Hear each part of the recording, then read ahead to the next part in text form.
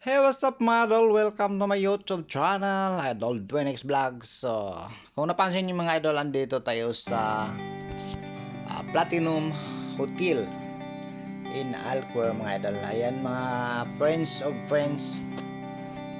Ayan na, dito na nag-abot-abot kasi nga may lunch meeting sa mga friends. So, ayan yung taas mga idol. Pasilip ko sa inyo.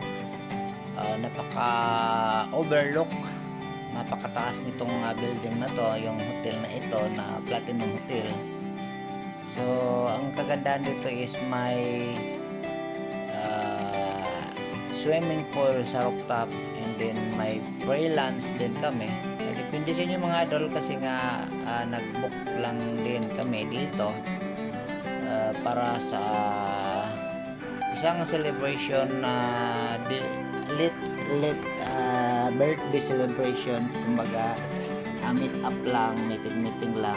So may mga pinag-usapan lang kasi nga yung mga friends ng kasamahan is ni Cheryl is hindi na sila nag-meet ng ilang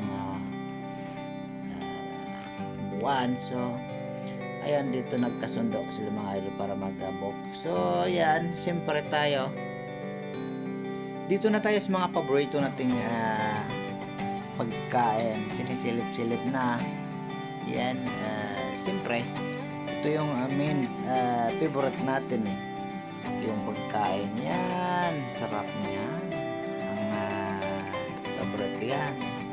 Sana may pansit. Ayan, so dito, oh my god, ayan talaga yung hilig natin mga idol. So hindi siya maraming handa kasi nga is lunch break lang siya. So okay naman mga idol dito mga idol. Double wedding. Ayan. Double wedding. So sabay-sabay na kain na kami lahat dito mga idol. Ito yung mga friends of friends.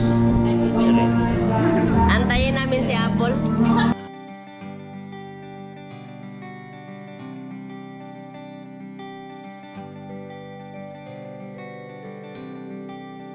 So ayan mga idol, pasilip ko sa inyo itong magandang overlook na view dito sa taas ng Platinum Hotel, na andito kami sa pinakatuktok mga idol, siguro na estimated mga 50 floor. So napakataas dito mga idol. Ito yata yung pinakataas din na isa sa mga pinakamataas na building dito sa Alcoy, Oman. Platinum Hotel. So ayan na pinapasilip ko sa inyo. Yan, ang gandang makikita mo yung mga sasakyan na maliit na dun sa baba.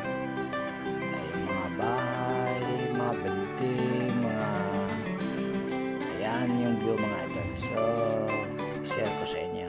Siyempre di nawawala yung swimming pool dito sa rooftop. So mamaya magtampisaw na, hindi na uuwi tayo kung hindi kami magkatampisaw. Ayan mga idol. So siyempre di nyo ako nakikita dyan, pero pasimple lang. O yan na boss. See you next video.